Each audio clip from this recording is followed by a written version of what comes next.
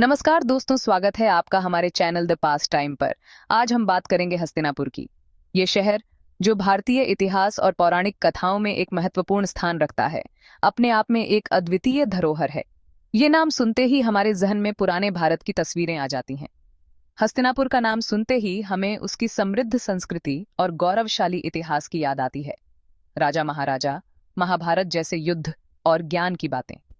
हस्तिनापुर की भूमि ने कई महान योद्धाओं और विद्वानों को जन्म दिया है, जिन्होंने भारतीय इतिहास को आकार दिया। ये शहर, जो कहानियों और इतिहास में डूबा हुआ है, भारत के दिल में एक खास जगह रखता है। हस्तिनापुर के खंडहर आज भी उसकी प्राचीन महिमा की गवाही देते हैं। इसे प्राचीन महाजनपदों में सबसे पहला माना जाता है, जो लोहे के युग में उत्तर भारत में राज करते थे। हस्तिनापुर का इतिहास हमें उस समय की सामाजिक और राजनीतिक संरचना के बारे में भी जानकारी देता है। हस्तिनापुर की कहानी, कहानियों, इतिहास और संस्कृति के धागों से बुनी एक खूबसूरत चादर की तरह है। यह शहर भारतीय संस्कृति और परंपराओं का एक प्रतीक है। हस्तिनापुर की प्रसिद्धि का सबसे बड़ा कारण है महाभारत, एक ऐसा महाकाव्य जो कुरुक्षेत्र युद्ध और पांडवों और कौरवों की कहानी कहता है। महाभारत की कहानियां आज भी लोगों के दिलों में जीवित हैं। इस महाकाव्य ने हजारों सालों से भारत के नैतिक, दार्शनिक और सामाजिक सांस्कृतिक परिदृश्य को आकार दिया है। महाभारत की शिक्षाएं आज भी हमारे जीवन में प्रासंगिक हैं। इस वीडियो में हम हस्तिनापुर की दुनिया में जाएंगे, इसके भूगोल, महाभारत में इसकी जगह, इसकी राजनीतिक और सामाजिक संरचना और आधुनिक भारत में इसकी विरासत के बारे में जानेंगे। हस्तिनापुर का भूगोल और उसकी ऐतिहासिक स्थिति हमें उस समय की जीवन शैली के बारे में भी बताती है। आइए समय में पीछे जाकर इस महान शहर के ऐतिहासिक और सांस्कृतिक महत्व को उजागर करते हैं और जानते हैं कि ये आज के भारत के लिए क्यों महत्वपूर्ण है। हस्तिनापुर की विरासत आज भी हमारे समाज में जीवित है और हमें अपनी जड़ों से जोड़ती है। मेरे साथ चलिए, समय और कहानियों की परतों को खोलते हुए हस्तिनापुर की आकर्षक कहानी को जानने के लिए। इस यात्रा में हम हस्तिनापुर की अद्वितीयता और उसकी अनमोल धरोहर को और गहराई से समझेंगे। हस्तिनापुर शहर उत्तरी भारत के उपजाऊ मैदानों में गंगा नदी के किनारे बसा था।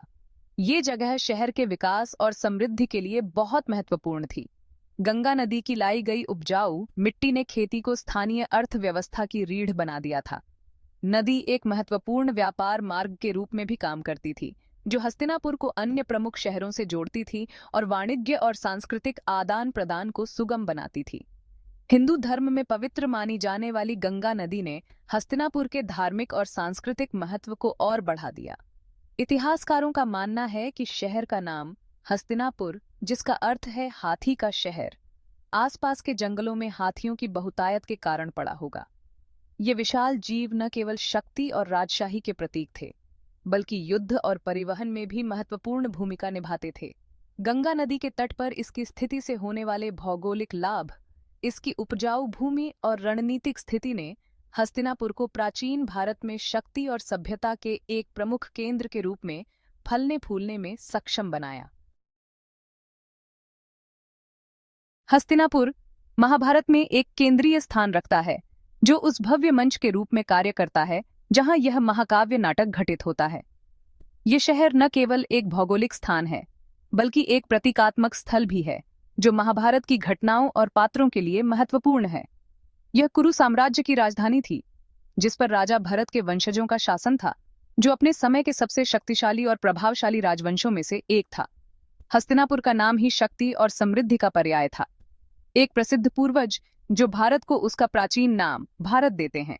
राजा भरत की महानता और उनके शासन की कहानियां आज भी भारतीय संस्कृति में जीवित हैं।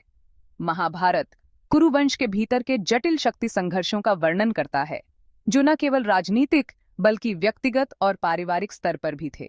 इन संघर्षों ने हस्तिनापुर की राजनीति और समाज को गहराई से प्रभावित किया, जिसका समापन पांडवों और कौरवों, शाही परिवार की दो शाखाओं के बीच विनाशकारी कुरुक्षेत्र युद्ध के रूप में होता है। यह युद्ध न केवल एक सैन्य संघर्ष था, बल्कि नैतिक और धार्मिक सिद्धांतों की भी परीक्षा थी। धार्मिकता और हस्तिनापुर के सिंहासन के लिए लड़ा गया यह महाकाव्य युद्ध महाभारत का केंद्र बिंदु है।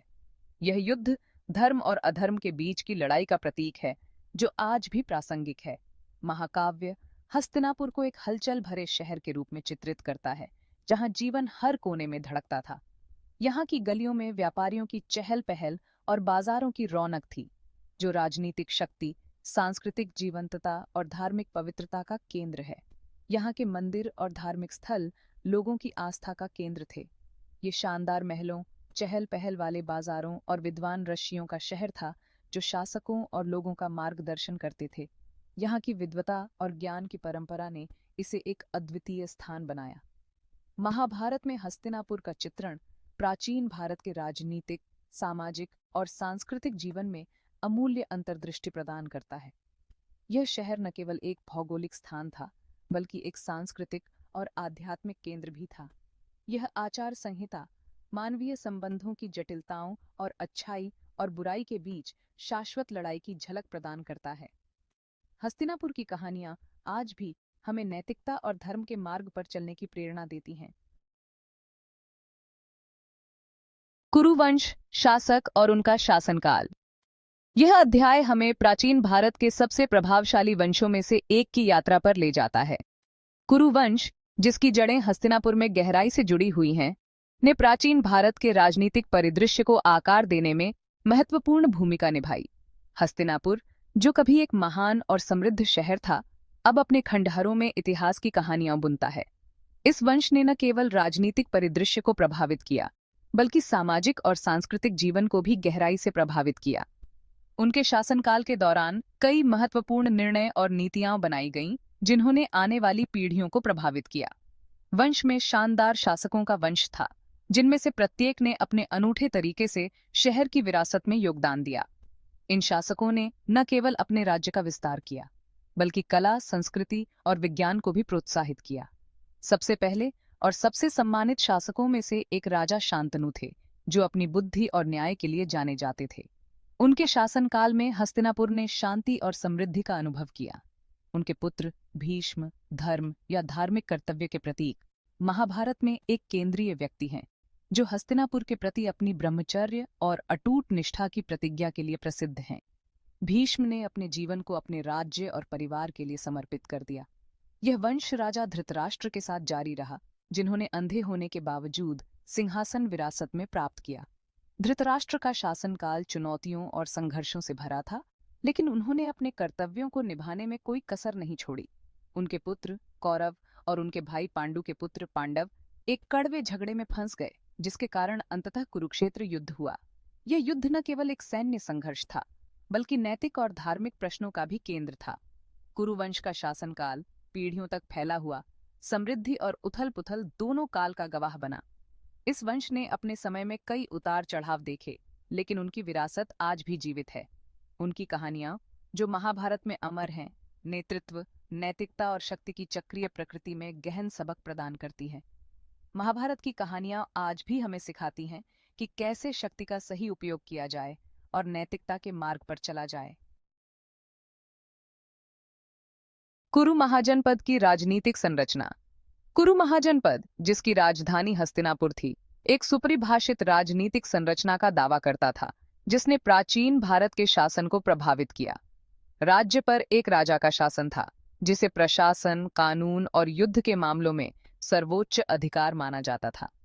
राजा को विद्वान ब्राह्मणों, पुजारियों और विद्वानों की एक परिषद और योद्धाओं और शासकों, क्षत्रियों द्वारा सहायता प्रदान की जाती थी। यह परिषद परामर्श प्रदान करती थी। यह सुनिश्चित करती थी कि राजा के निर्णय धर्म और राज्य के कल्याण के साथ संरेखित हों। राज्य को आगे प्रांतों में विभाजित किया गया था, जिनमें से प्रत्येक का नेतृत्व एक राज्यपाल करता था, जो सीधे राजा को रिपोर्ट करता था। इस पदानुक्रमित संरचना ने कुरु शासन के तहत विशाल क्षेत्र पर कुशल प्रशासन और नियंत्रण सुनिश्चित किया।